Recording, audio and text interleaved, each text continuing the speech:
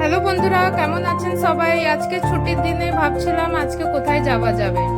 তো আজকে আমরা ঝাড়খণ্ডের একটা ফেমাস জায়গায় যাচ্ছি, যার নাম হচ্ছে দশম ফলস।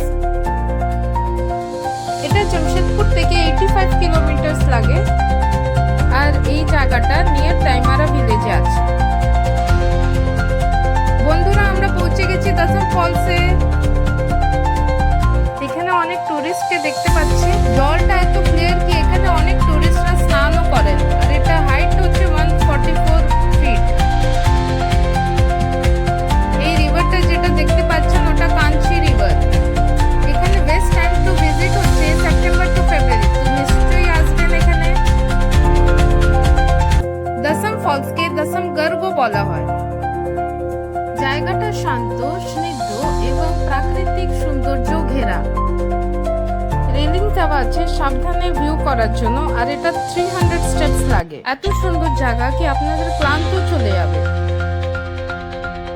থ্যাংক ইউ বন্ধুরা।